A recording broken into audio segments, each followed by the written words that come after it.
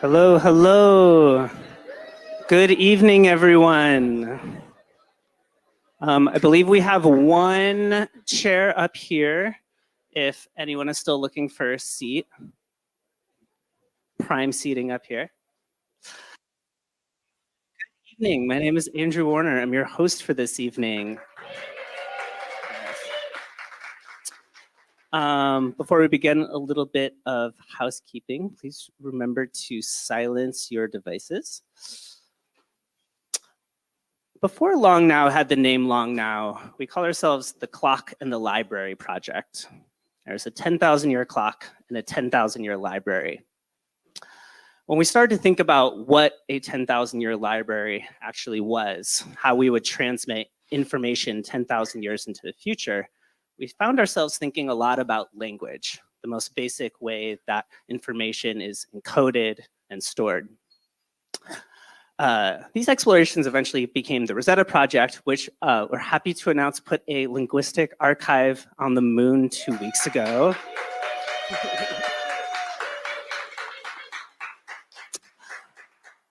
But while also exploring language, we think that language does more than just passively transmit information. The right word can open up an entirely new world, a whole new experience, a way of talking about that experience, maybe even change the way we act in the world. We're really excited tonight to be hosting the Bureau for Linguistical Reality.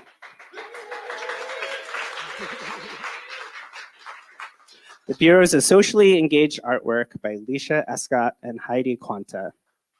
We've been wanting to host a Bureau for years, and it's truly inspiring to see this evening come together. The Bureau will first tell us about their important work in language building, and then we're going to spend some time doing question and answers. And then they will host an accelerated word-making field session together, and we'll hopefully build a new word tonight. Welcome, the Bureau of Linguistical Reality.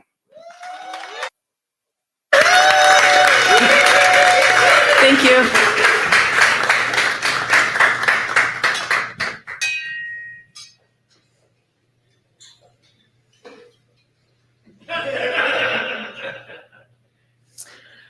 The Bureau of Linguistical Reality was established in 2014. We founded the Bureau because we were lacking words and a greater lexicon to describe emotions and experiences we and others are having as our world rapidly changes due to climate change and other anthropogenic events. In 2014, we came together during an unusually warm winter. As sentient beings, we were enjoying this unseasonably warm, sunny weather. But at the same time, via a highly scientific process, we noticed that something was not right with this unusually warm weather. We tried to verbally communicate this dissonance between mind and body and found that we were at a loss for words. Indeed, we found ourselves searching for the right words to describe this feeling, and in this very moment, the need to create new words, and ideally, a greater lexicon to communicate to one another about our rapidly changing environment. And so, the Bureau of Linguistical Reality was born. Our first official word? Yes. Our first official word was psychic corpus dissonance. Psychic corpus dissonance, or PCD, is used to describe this unseasonably warm, sunny weather during times that have historically been winter. And the subsequent feeling of ecstatic and elated feelings in this warm, sunny weather, while having a nagging, worrisome concern that this beautiful weather we are enjoying might be deeply amiss. Many Bureau participants have reported experiencing PCD when enjoying the unseasonably warm weather, creating their own synonyms, including Obenhagenweer, meaning literally eerie weather, created by Gita Sonnenberg as a new Dutch term for watching people enjoy weather you worry is a harbinger of the climate chaos. And we have Listenance by Steve Wilson and Anthony Shore. And finally, for this term, we have Shot in February by Gregory Dillon. As we earn artwork, the Bureau of Linguistical Reality accepts an unlimited number of similar synonyms. The Bureau's name is inspired by the linguistic relativity hypothesis, which holds that language affects the ways in which its speakers conceptualize their world. In short, words influence our thoughts, action, culture, and ultimately worldviews. At the Bureau of Linguistical Reality, we reference this term, linguistic relativity, playfully, but believe sincerely that until we have the language to describe the changing world around us, we will not be able to fully grasp what is happening. To this end, the Bureau of Linguistical Reality is solemnly tasked with generating new words and inviting others to create new words that represent our rapidly changing environment. The Bureau's official seal embodies our desire to communicate with all sentient beings. The starburst is inspired by the location of our solar system in the galaxy that Carl Sagan and his collaborators etched onto the golden record created for NASA. We added red lips to the starburst to represent that we are seeking to communicate with all sentient beings throughout the cosmos. Since humans have been able to speak, we have coined new words to name our ever-changing environment. For example, the Industrial Revolution inspired all kinds of new words to be created. In 1905, Dr. Henri-Antoine Devois coined a new word to describe the phenomenon of dirty air caused by factories burning large amounts of coal. It was a sort of fog.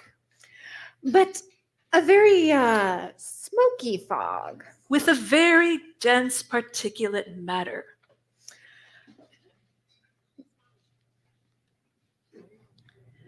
Once this new word, smog, was introduced into the popular lexicon, people were able to talk about a new phenomenon that they had previously not had the language to explain fully. In more recent history, we have experience with the term nostalgia, a longing for the place of one's home. But due to human activity, a place can now change so rapidly that in one's lifetime, one might experience this sort of nostalgia or homesickness for a homeland one has actually never left. There is a form of homesickness where one is still at home, but the environment has been unrecognizably altered due to industrial mining, logging, and/or the impacts of climate crisis. This condition, called solastalgia, is often exasperated by a sense of powerlessness by those impacted by it. Solastalgia is a neologism created by Glenn Albright in 2003 and is partially derived from nostalgia. Another new word, Anthropocene, which has stimulated much conversation, was introduced by Paul Crutzen in 2000 as a proposed geologic term for an epoch that begins when human activities began to have a significant global impact on the Earth's ecosystems. Basically, we are the asteroid. But who are the we? Ah, yes. We realized that the energy around this term, Anthropocene, and its very problematic problems is indicative that we are living through a time full of experiences that we need to recognize, codify, and revise in language so that we can better communicate with one another about our rapidly changing world and our individual experiences of it. Since our inception, the power of creating new words to name our new realities has become increasingly clear. Tragically, the impacts of our changing climate are lock in step or even woefully behind this shift in language. For example, climate crisis. Although it has been a crisis for centuries. Similarly, in 2019, climate emergency was declared the Oxford Dictionary Word of the Year. That same year, the runner-up for the word of the year was the term woke. Since the Bureau's inception, like climate change, the movement of words and their meaning has accelerated. This is due to faster and faster media cycle systems, and especially social media. A word's meaning can now shift or change radically over a short period of time, and others can claim or reclaim its meaning with dizzying speed. We have witnessed this many times recently, including with the term woke. The Bureau honors how language has been historically created. People will name things that are new to them and begin using this neologism immediately without seeking approval of a government or any other entity. For example, the shift from climate change to climate justice, recognizing that English is also the language of colonialism and that language diversity and ecological diversity are intimately connected. At the Bureau of Linguistical Reality, our focus is less on the words themselves and more on creating spaces to sit with this unnamed complexity. At the Bureau of Linguistical Reality, we have been creating diverse new spaces as well as new words via a wide array of methods, including our field studies. Our field studies are very official. In them, we bring together a group of strangers from diverse disciplines: scientists, artists, psychologists, writers, linguists, mothers, fisher people, and others who share a common interest around a specific issue, to discuss the feelings and experiences they are having around this issue for which no words yet exist. Working with the Bureau, together we coin new words to better express these feelings and emotions. We collaborate with people from all cultures and linguistical backgrounds to collectively create neologisms in a multitude of languages. Because the Bureau of Linguistical Reality is an artwork, we are not bound by the linguistic rules or norms, but seek rather to expand the ways that we all conceive our world. In addition to our salons, the Bureau has been traveling the world with our Mobile Field Study Office. Our Mobile Field Study Office consists of a very bureaucratic desk, which we place in public places. And we sit behind our desk and allow curiosity to bring people to us, allowing all who approach us to lead the conversation. Interactions range from answering questions about the significance of words to listening to feelings and emotions people are having as our world rapidly changes, as well as creating neologisms to better express these feelings and experiences. The Bureau has held numerous field studies and field intensives worldwide. For example, we brought our mobile office desk to Paris for the 21st United Nations Climate Change Conference to collaborate with people globally to coin new words for the climate changes they are experiencing firsthand locally. Findings. Findings from these field studies include: 1. Bringing strangers together who share a common feeling or experience for which they wish there was a word together transforms people from feeling isolated and alone in their thinking to feeling part of a greater group experiencing the same phenomena. 2. Bringing experts from different disciplines together inspires cross-pollination of ideas that generate new thinking. And 3. Creating new words shifts people from viewing themselves as observers of culture to viewing themselves as active culture changers. And now, here are a few of the neologisms the Bureau of Linguistical Reality has co-created in collaboration with the public. In 2000, and in field study number 9, science fiction, we worked with Rena Majaki and talked about an experience she has often, which we could all relate to: shadow time. Shadow time is defined as a parallel time scale that follows one around throughout the day-to-day experience of regular time. Shadow time may manifest as a feeling of living in two distinctly different time scales simultaneously, or acute consciousness of the possibility that the near future may be drastically different than the present. One might experience shadow time while focused on goal-oriented conversations, tasks, and planning for life as we've known it: college, career, occupational ambitions, retirement, rent. During such moments, there's a creeping shadow sense that would make all said planning feel obsolete or inconsequential. In field study 2, where we focused on the drought, participant Gabriel Harb coined the word gwilt. Gwilt can be defined as to cause wilting in plants by not providing proper horticultural care out of concern for water consumption, especially during a time of drought, and the feeling of regret and responsibility for the plants then wilting, as well as the accompanying compensatory feeling caused by watering said plants and experiencing further gwilt for not practicing water conservation. Quilt is derived from the words guilt and will. Gwilt, or to feel guilty, is a form of a double bind, and those affected by it feel trapped in a situation where they feel damned if they do and damned if they do not. This form of a double bind can make us both individually and collectively as a society ill. In Los Angeles, we work with Diana and Mario to encapsulate the experience in LA of seeing a brilliant red sunset blown up by human-created pollution and knowing you're not supposed to enjoy it, however you do anyway, because the colors are a brilliant orange-red fire, intoxicating to the eyes. Chukohosol comes from the Mayan word for dirty, chuko, the Korean word for wow, hole, and the Spanish word for sun, sol, chukohosol. At our extinction field study, we worked with Mike Arcega about a feeling he was having and coined on-way apocalypse. Well, the media often depicts the apocalypse as a sudden and dramatic event. The on-way apocalypse or slow apocalypse offers the concept of a doomsday that occurs at an excruciatingly slow day-to-day timescale.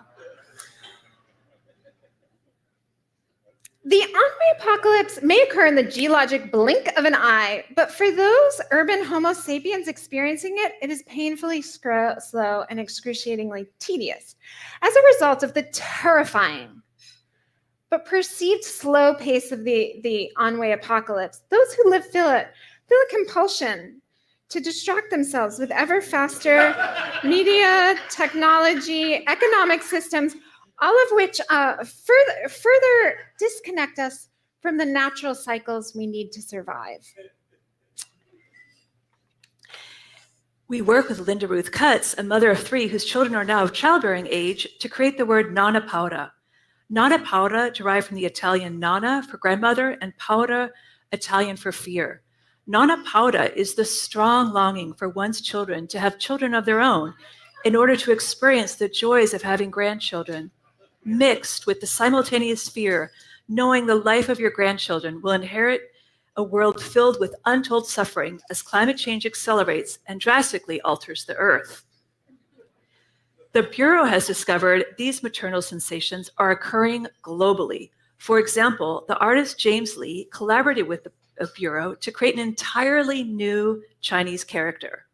Mu is a spiritual or even physical ache arising from an intuitive maternal instinct that can be experienced by males or females, specifically one that is triggered by sensing that the current or imminent destruction of sentient beings, both human and non-human.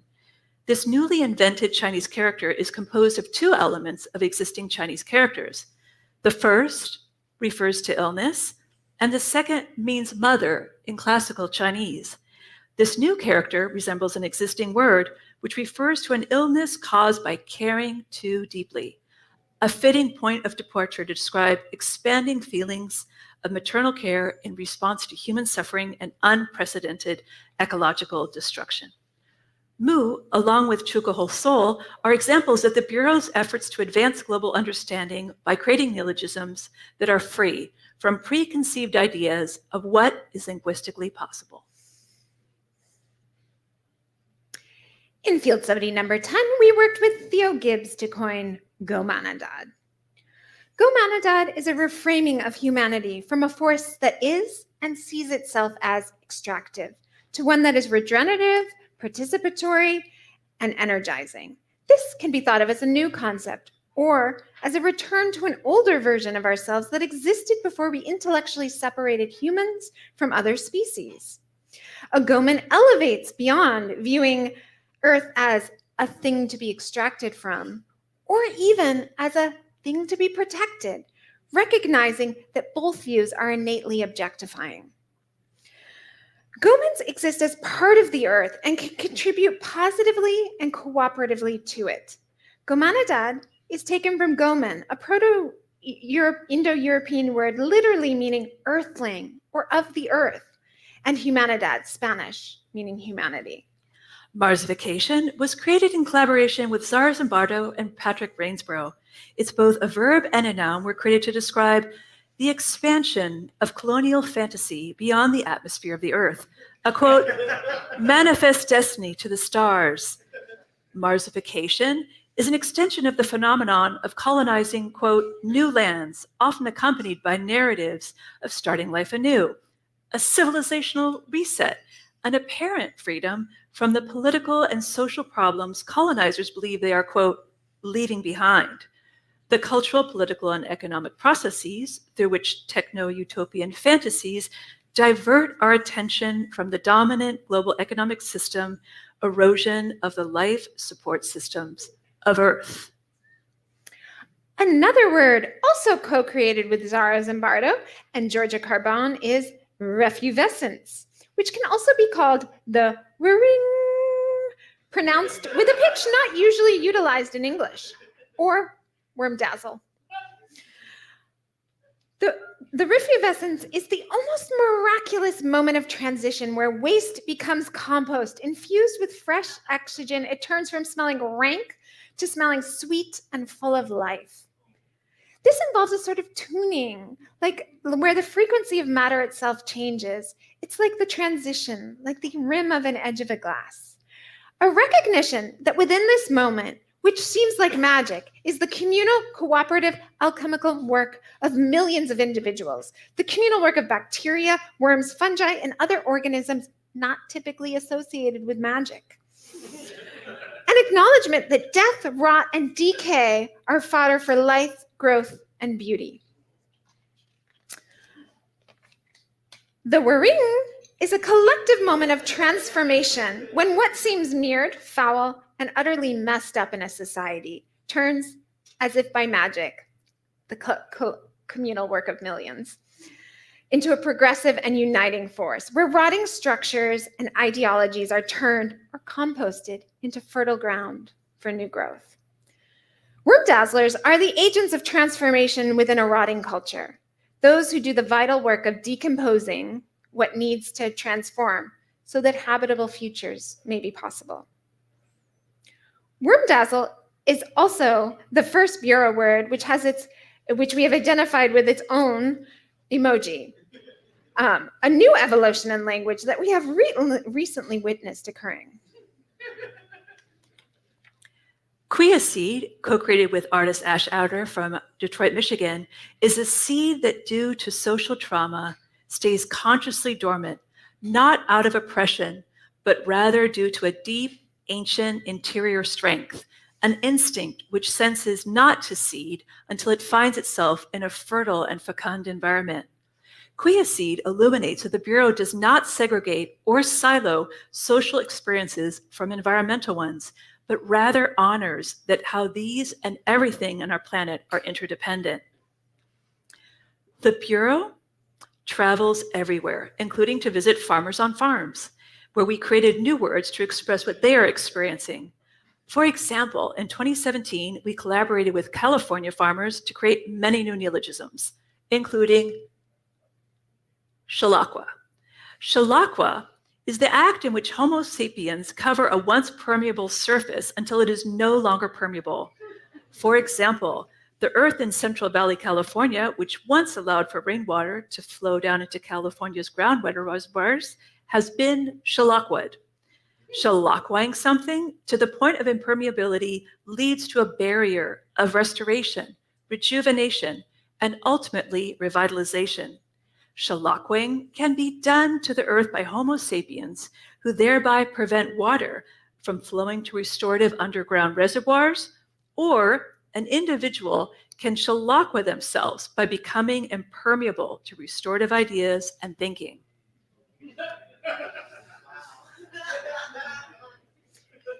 In 2020, alongside fellow artists Kim Ano and Modesto Correvias, we embarked on a multi-year collaboration with the public in Pacifica, where we worked with them to further discussions on the fraught topic of managed retreat, a very poorly termed neologism not of our making, which is frequently used by policymakers and planners to reference our need to reconsider our love of coastal front property amid what we here at the Bureau like to call the convergencies of increasing storms frequency, stronger storms, sea level rise, and sinking land due to groundwater depletion. Mintera is one of the terms we coined from that community. Mintera is from the Spanish to lie and tierra, land. It's a false sense of solid ground beneath us, a feeling of firm pavement when in fact the substrata beneath is liquid, a feeling of standing on pavement that feels sturdy, but the sea or other natural force has eroded the ground underneath it. This potentially or eventually results in a sinkhole or collapse. Mintera references human-constructed land on aqueous parts of the earth specifically, but can also be used as a general metaphor to talk about contemporary systems that seem solid and robust, but actually don't have any solid ground to stand on and can collapse more quickly than we might imagine. Though bringing the community together for these conversations was difficult at times, many of the words we created were full of possibility and community. Including emergenation. Emergenation is seeing climate change as something that is occurring and has occurred, and which requires immediate change, but re-envisioning that change not as a negative, but as an opportunity. Emergenation is to have imagination, to realize that the changes we need to make may actually make our lives richer and more in alignment with our true nature. Although the Bureau has coined a vast number of neologisms over the last 10 years, we alas can only share so many tonight. So we will leave you with a recently co-created word with Long Now member Richard Fisher of the BBC, Professor Moynihan, and Xander. It is serotonin. Serotonin is the calm astonishment at all the multitudinous, multi-species occurrences, chances, couplings which led to our very existence, stretching back to the very beginning of life or even time. Sublime mindfulness that none of these sedimented happenstances necessarily needed to have happened, and that without them, neither you nor anything you recognize would exist today. Flowing from this, a keen and urgent awareness that choices made now can have outsized impact on the spectrum of possibility concerning which futures can manifest next, of the shadow our current choices cast on all that comes hereafter, whether by maintaining choice or diminishing it, accumulating diversity or narrowing it. Serotonin is a serene awareness of both the long arc that brought us here and the more urgent awareness of the outsized impacts this moment and the choices made in this moment can have for the future. It can act as a tonic to perpetuate empathy with future generations. The future is still plural, and we owe it to both our multi-species ancestors and our descendants to keep it that way. The Bureau's work is not done. We still have reports of many emotions, experiences, and phenomenon for which no words yet exist. For example, in many cultures, humans are not viewed as separate from nature, and this is reflected in their lexicon. However, there is a massive need in the English language for a new word, a new definition for nature, one that does not objectify nature as something that is outside of humans, but rather which we are an integral part of. We are searching the horizons for this new or old, as it may already occur in other cultures, word for this very real phenomena. And another new term, an unnamed phenomena, which we've received many reports of, is the misdiagnosis of an individual's depression or mental illness, that it is derived from something that is wrong with them personally, when the depression an individual is experiencing may actually be a normal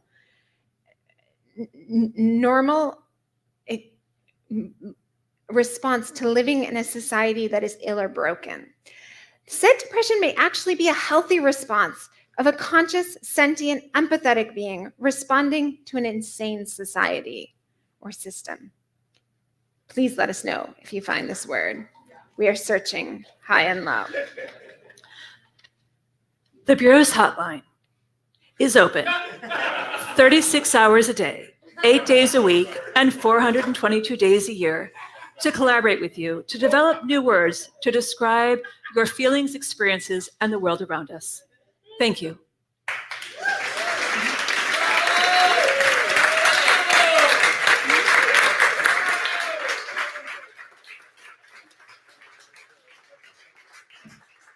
Here, Alicia.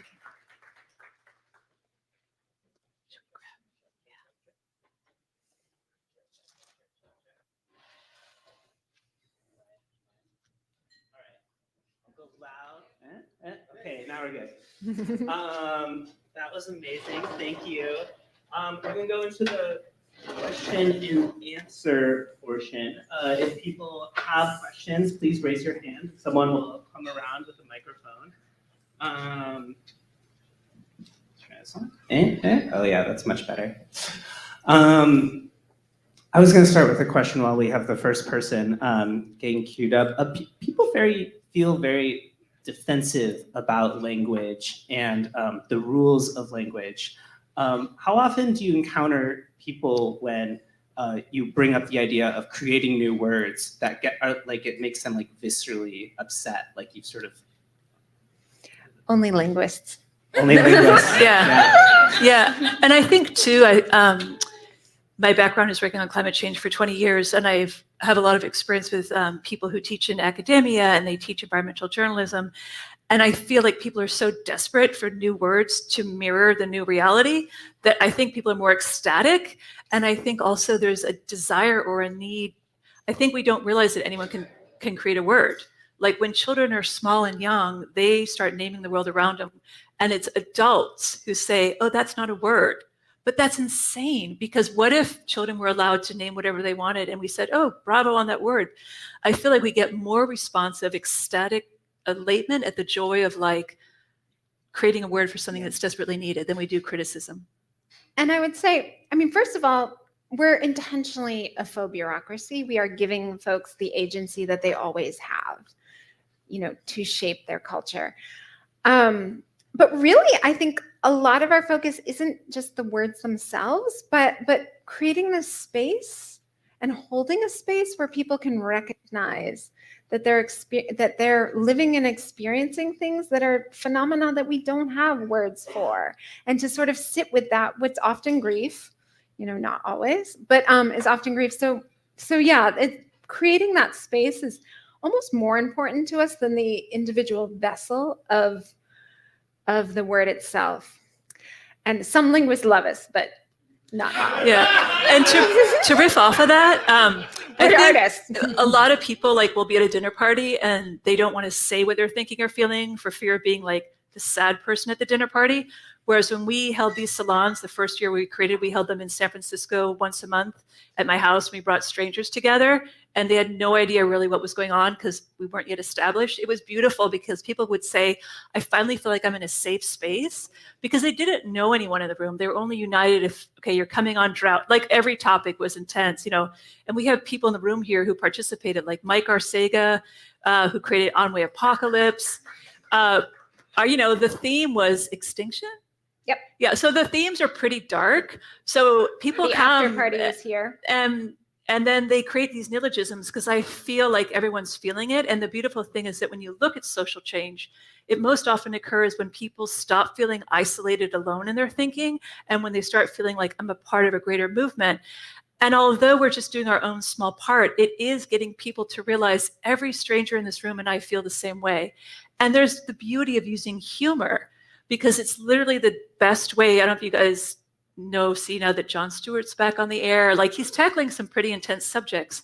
And that's how humans throughout history have been able to effectively talk about the most depressing, dark things. And we are clearly humorous, And just, and then we'll go to question really quickly, but just following up on that, I mean, it's really true that that feeling of having unease around unseasonably warm weather is something that we both felt isolated and alone in our thinking around, maybe in 2010, 2011, 12, and that we originally connected on.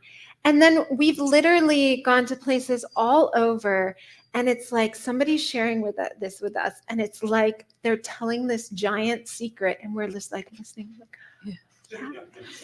We've heard this before, yes, you know, and it's amazing how, like, until we acknowledge the collective phenomena, we carry around these anxieties individually. So there's like a not so covert group therapy aspect to the artwork. It's very covert. Yeah. Let's take a question from the audience. We have a mic. Oh. We can hear you. Yeah. Yeah. It's working now. Okay. Thank you so much. This was a really, really beautiful presentation and profound as well as funny. I was wondering, have you ever thought about correcting words rather than creating new words?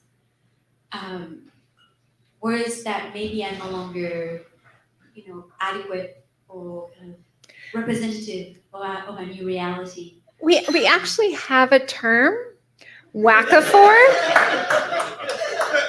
that we just co-created ourselves. We didn't do it in a group, but Heidi and I collaborated on this term together, and it is to like whack old metaphors down. And so I think the original impetus of it was like, you talk about something being at glacier pace, but actually the glaciers are, let's just get rid of that.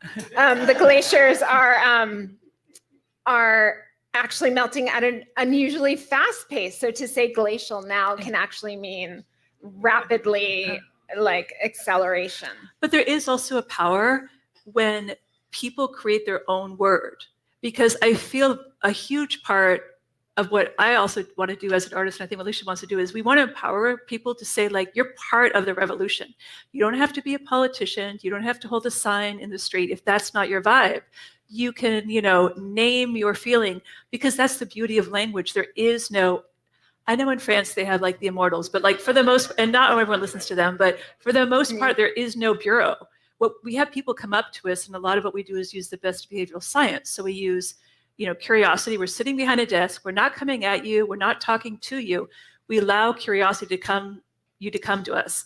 And by letting people have agency, they feel like I have control, or I am participating in a way that's relevant to me. So I think perhaps that's what we enjoy more, creating something originally. And also, like with Chukoho Soul, to see the transformation of people come up to the desk and they didn't know, like, oh, what language do we pick? You're like, well, which languages do you speak? And then they'll say, well, we can't really do that. We're like, well, yes, you can, because we're in artwork. So the beauty for people to reimagine what's possible is sometimes greater. Like sometimes the words suck. People will be like, your word sucks.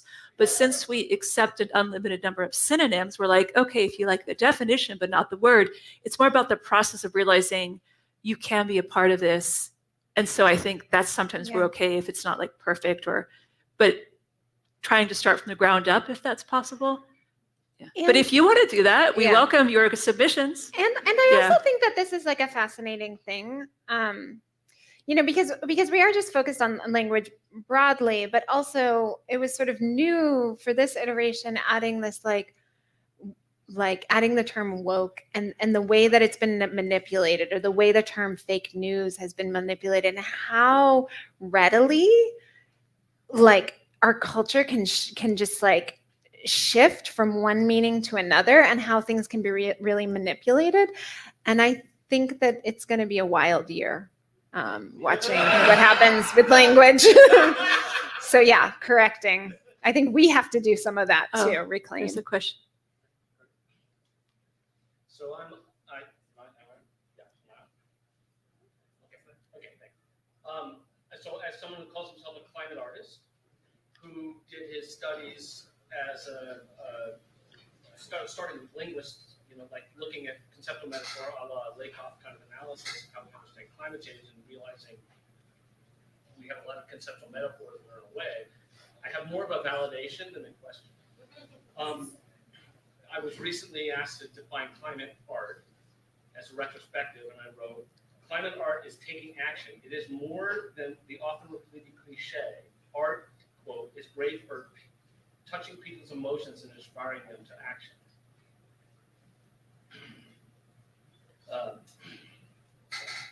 Challenge yourself to think bigger than the art is a marketing tool for you. As a practice, climate art has to be an action, not just motivate action. My favorite solutions to our collective crisis are to keep complex and nuanced human qualities alive, like curiosity, imagination, humility, spontaneity, sense of long time, and group self-organization. So I think you've just given us a beautiful masterclass in this. You've given an example of what I tried to articulate in a brief 100 words. Thank Are you. you as frustrated as I am about how art in the face of the climate crisis is treated as a marketing tool and not collective action? Yeah. So the question was, are we as frustrated as the questioner about the way that art and climate art is used as a marketing tool rather than as direct action? And yeah, of course we're frustrated with that. There's actually a term for it. You know, there's greenwashing, there's also art washing. You know, like it's used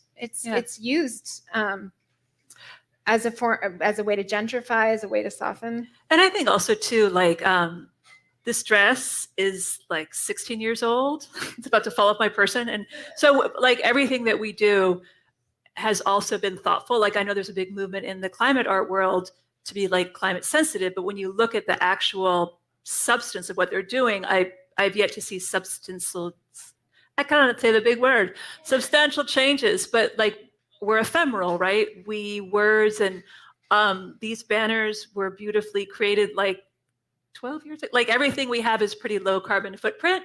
And the experience is also conversation and in person, which I think is so needed in today's online world.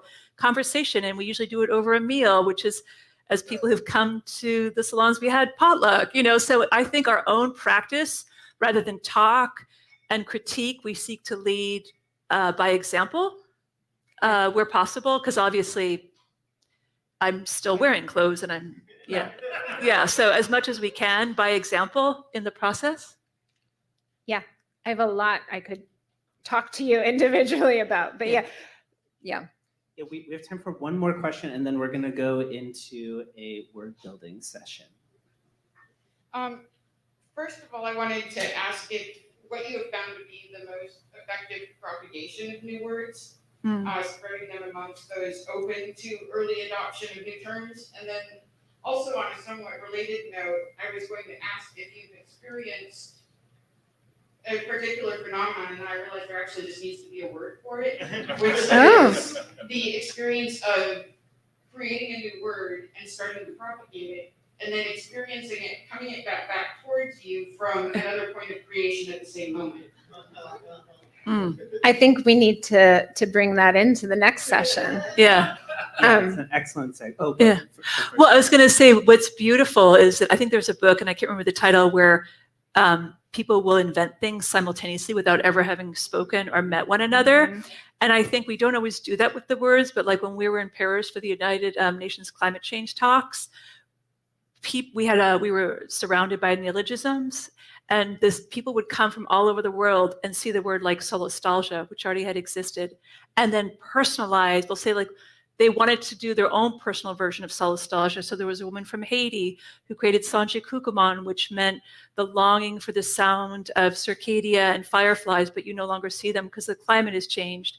Like, so we saw that there's a hunger for this. Everyone's feeling the same emotion. It's just that we also want to honor the beauty of the diversity of languages globally. And if we could have solastalgia and then like a million examples, I think that would do what you're saying, but also allow for people to name it exactly the way they want to, because how everyone is experiencing the climate crisis is different. Did that answer your question? And Chris, I'll jump off of that because I actually don't think we do a good job of that. Very little of our artistic time is spent propagating these words. It would be great to have a lexicographer on the team, and, they have shown up in the New Yorker. I've had friends go to a jazz show and one of our words is the name of the song. There's actually a jazz band called the Bureau of Linguistical Reality now. I don't know. So like they get around, they have movement. But I think that our passion is really about creating the space to sit with the things and creating those points of connectivity, which the words then are also points of connectivity that can go out into the world. So it's not an and or, but I would say we should do a better job at propagating them. But and just they have gone like Shadow Time. Someone did an independent film using that title and a whole film investigating that concept. And then also Quiaseed ended up in Canada for this people working with abuse survivors. So they make their way in the world and they serve as points of conversation, but they might not, like to your point, make it in the Oxford Dictionary. So, and I think everyone has their own definition for a metric of success. And so for me, seeing how it stimulates conversation in countries where we haven't even been around things, to me, like makes my heart sing. But some people want world domination. Some people are like easily made happy. So I think, yes, there's always room for growth. But so far it's been fun to see where it has gone. Well, we should definitely be the change we want to see in the world. So we should all make some flashcards and study up on these words and just casually drop them in the conversation as if they're definitely known words in the world. I know you're trying to wrap it up, but one thing that we tell people, we're also both loquacious. And time is time is a concept. But the beautiful thing is that if you go to a party and you drop in a neologism and you say it with confidence, the majority of people will assume that they don't know what the word is. So you just say it with confidence and you put it in a word and you're like, blah, blah, blah, blah, blah, you drop it and they'll be like, oh, what word is it? I don't know what that word is. Like, okay, so it's this, blah, blah, blah, blah. And people have tried it. So there is a way that you can propagate it if you have the confidence to do that. You guys are the fertile soil, the fertile fecund soil that our seeds are to grow in and that will propagate them. Yeah. All right, let's transition into a word-making field session. How much time? We can still do 15. Yeah. So we usually do this over several hours time, but we're going to try to do like an abbreviated version. And so the way that we're going to propose we do this is that we're going to ask like 3 to 5 people to share a feeling or experience for which there was a word. Then we're going to open it up to the group to figure out of all of those experiences, which ones you guys want to just play or experiment with. So it's more like a sampling of what we do. And then we'll try to create a neologism with the whole group, with the idea being that whoever suggested the feeling or experience gets to have final say if the suggested definition or words is something they feel comfortable with. And maybe this is an opportunity, since we're at a bar, if we don't finish with the words, if there's a particular one, you could make new friends and get in a little group and create your new terms. But Chris, we had one from you, and then over here. Oh, actually right here. I'm so sorry. Hi. Thank you. This was wonderful. The feeling you have, and I think it was mentioned already, but the feeling you have of being at a party or at a dinner party or with friends and mentioning something about drought or climate change or glaciers melting and not wanting to talk about it and just not wanting to be the wet blanket. Yeah. There's no word for that. Oh, we should create a word. Yeah. Okay, that's one. We should have 3 options and then have the group decide which one we want to nibble on. And also we're local. So like if you're like, no, I want to create this word in my lifetime. Okay. Yeah. Who else? Yeah, and we can get like a popcorn few of them.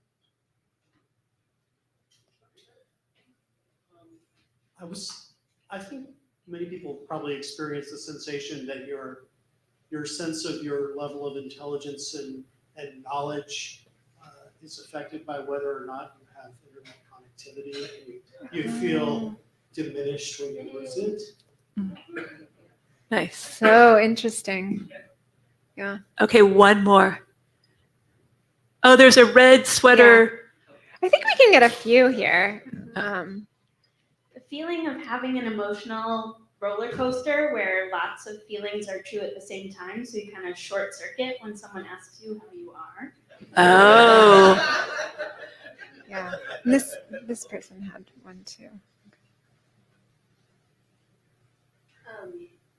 Related to the feeling of the discomfort of a beautiful sunny winter day, perhaps the opposite, the social pressure to feel gratitude on a rainy day. I think you can combine over here too. Oh, should we do one more? One more. Okay. So I wish there were a word to describe the opposition that often arises when you try to effect some sort of change that involves taking something away. Taking away a parking spot, taking away a lane, taking away whatever. Because it seems like there's a particular reaction that people have when you, but then 5 years later, like, why did we ever have cars out there? Yeah. Why wasn't that a part? You know? Is it change or taking away? I want a negatively Yep. connotation word, like NIMBYism is now. Like that's Okay. Yeah. kind of negative. I want a word that describes that reaction, that puts a negative connotation on it. It can To also make people aware that, oh, that's a natural reaction I'm having.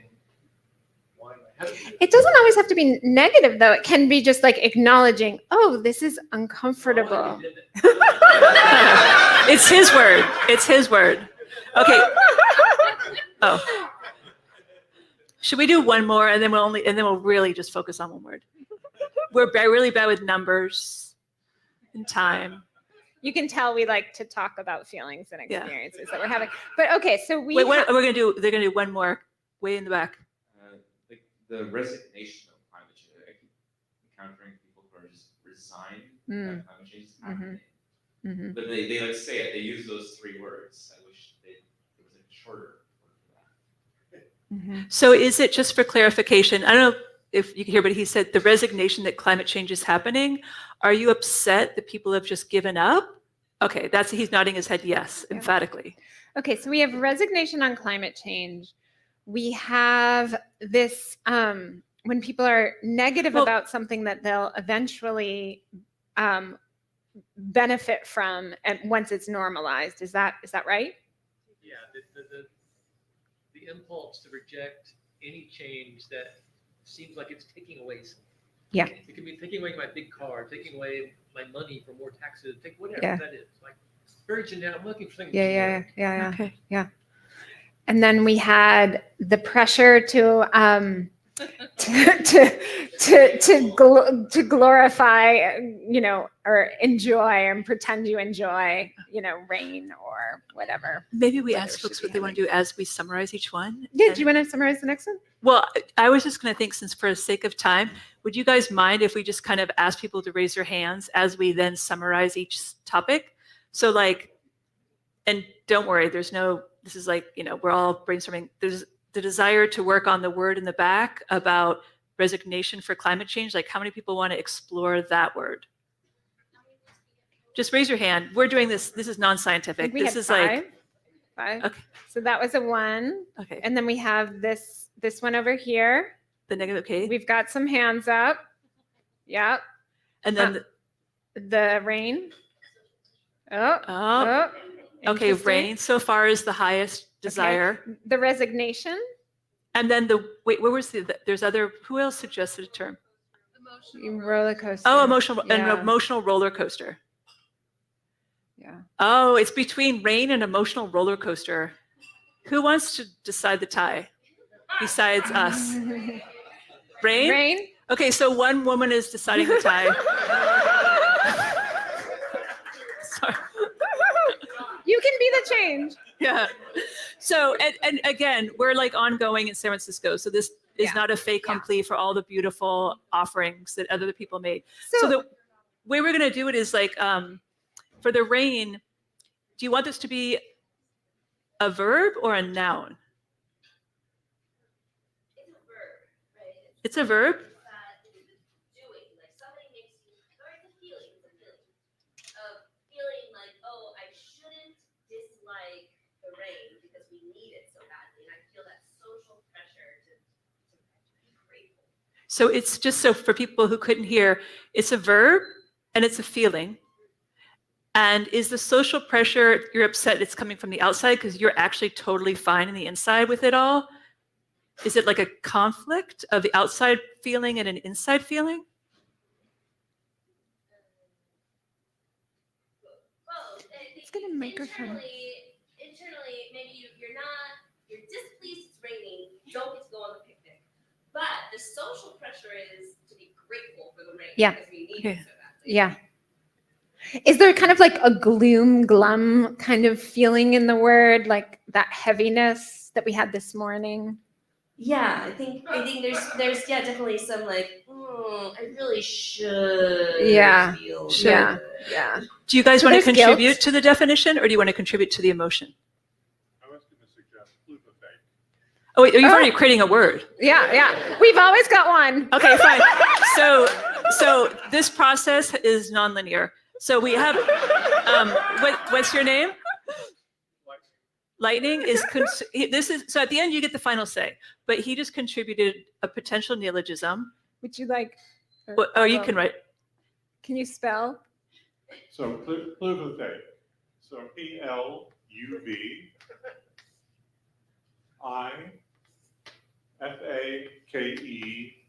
Watch out for this. Plurify. So you're pretending you like rain. Did you, he had his hand up, did you want to contribute? Yeah, plurify is like so much better than what I was Oh, no, you don't know. It takes all of it. We don't know. I'll put something out there. There's a song by a band called Garbage, which goes, "I'm only happy when it rains." Okay. Yeah. I was thinking garbage canning. Could be like Yeah. a feeling of Yeah. obligation and Yeah. just We- happy about the rain. See, we accept an unlimited number of synonyms, so that might be the selling Yeah. point for some, how do you spell it? Garbage canning. Can you guys see this? Okay. What does it feel like, you guys, when you have that, when you're like, ugh, it's raining. It's bitter. Bitter, Okay. that's stronger than what I was expecting. Okay, so adjectives. And so what we can also do is we can create a definition, and then there can be an unlimited number of synonyms. So, Is there any kind of like eye rollingness about the judgment, or like, is that sort of another layer of this? Distraining. Distraining? Oh my gosh. just can you, Disdain for the rain. oh, just raining. How would you spell it? D-I-S? Just is there a T in there? Is that right? Or is No? it like this? Like, is it, Distraining. how would, wait, just to finish that thought. Got a Y in there instead of the I going. Okay, so, oh, like dystopia. Oh, I thought it was Oh. dis. Wow. So wait, the just layers. quickly to clarify, we want the Okay, T or so we don't want the 1, T? 2, 3. Wait, are you 4. saying that just for social lubrication? Or are you like, a D? Yeah, for disdain. So this should be a, I roll is disdain. so it's technically distraining. Oh, it could also be distraining. Yeah. Acoustically, like- it sounds like it drains you. It Okay. makes me think of like, you know, when you're talking to somebody and they're draining your energy. It makes me think of that. Like, they're like, I know that we need the rain. Also, just this could be really interesting because when you I'm look totally at it, that person, by the way. when you look at this, it's kind of beautiful because the rain is coming down, but because the rain's coming down, you feel emotionally drained. Right? No? Okay. Yeah. Yeah. Down the drain. Okay. And then I think we had this Okay. person, that person, and then that person. Yeah, I think you were first. Yeah, so I have pluvongli. Pluvongli. Pluvongli. Like it's Okay. boredom, French. It's been raining forever. You're Yeah, tired. it's like Yeah. I'm tired of it. Yeah, yeah. And yet I should be not tired of it. How would you spell that? Well, I think the flu, the E and we, I don't know how. Okay. So, Same as over there. Yeah. I have one other possibility. Yuvasha. Yuvasha. You might just, Wait, I'll get this. Can you spell that? By the way, this half of the Bureau of Linguistical Reality does not spell. Okay, here. But can you? I would go with double L for a little Spanish flavor. VI, or sorry, UVI, UVI. and then SCHA. Hey, here. Yeah. We're not allowed to touch the Yeah, we're fancy not wire. supposed to touch it. It's like lava. I'm scared of the wire. I Can you never. do it? You're taller. Wait, quickly. I forgot your name. Who suggested this feeling? Lark. Lark. So Lark, how do you? Just because this is just an example, like truncated of how we do things. How of all the words that have been suggested for you, which ones do you vibe on the most? Like which ones are hitting the nail for you the most? All right. I mean,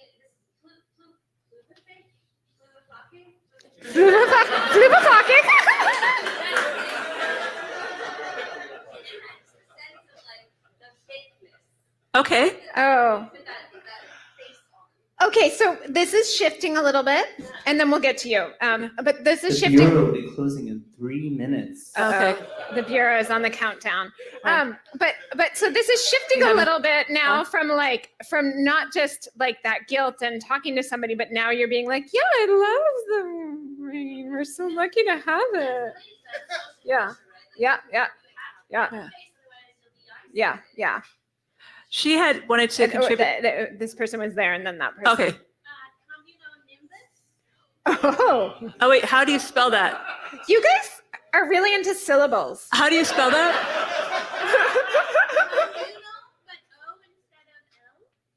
O instead of L. So where are we at? N-O. Nimbus. And Like that? Oh. and your handwriting's perfect with that. Okay, Oh, and then she they just have wait. this, She's and been then, and waiting then patiently. Martine. Okay, Lark, you're caught up in this. Would it be helpful as your friend if I was like, don't be such a puddle pleaser? Oh, Would I it be missed that. Could we helpful acoustically? Can you? if I said, "Don't be such a puddle pleaser"? I'm saying this for the recording. Okay, so you But were yes. to repeat what you were saying. Could you repeat? I guess it's the noun form of the person who has succumbed to this fakeness. They are a puddle. Oh, it is Yeah. a noun now. Okay. Yeah. I feel like you're doing something similar to what we were.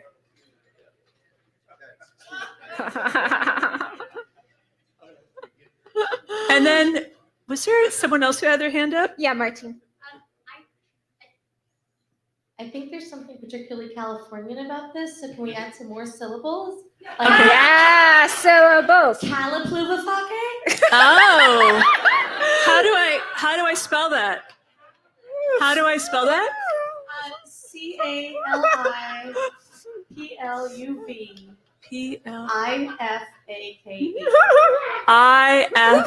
I-F-K-A-E. Sort of. And so another thing I want to give Lake. This is the Bureau badge, and now you're an official member of the hierarchical members of the equal members. Yes, you're a member. Woo! Yeah. Just kidding, you guys. You're all members now. You can't get Yeah. out now. Yeah. Thank you for being a member of the Bureau of Linguistical Reality. Sorry that was so short, but thank you for being so open to doing a word brainstorming session with what we had. And you can come up and you can decide which one you want out of all of these. And then we'll just create the synonyms. And then what we'll seek to do is work with you independently to flesh out the definition. And then we'll seek to include all the synonyms. And all of you, it'll be like the Google Doc from hell. Yeah. Kidding. Thank you all for being a member of the Bureau of Linguistical Reality. Unfortunately, due to partisan budget cuts, the Bureau needs to close. Yes. But don't despair, this is a Bay Area-based project. You can find them on the internet and learn about future happenings and future word-making field sessions. Are there people you wanted to thank? Yeah. Oh, Well, we have the people who, some of the words that made you laugh or made you cry or just didn't even know what to do with are here tonight. So Patrick Rainsborough and Zara are here. They created Marsification and Refusescence. And then Zara's double dipping with Refusescence. And then we've got Mike Arcega here. Raise your hand, Mike. Anyway, Apocalypse. Anway Apocalypse. And then Ranu Marjaki was going to be here tonight, but she could not make it. Is anybody else? Yeah, and did we miss anybody? Is anybody else? They're hiding. There are many people in the audience who have contributed to the Bureau, whether or not we named that. So Yeah. you're all equal members of the hierarchy of something. Yeah, like this this. is a home game, it seems. Yeah. And as a thank you for participating in this evening's event, we have special Bureau of Linguistical Reality badges available for everyone in back. Please give one more round of applause for the Bureau. Thank you.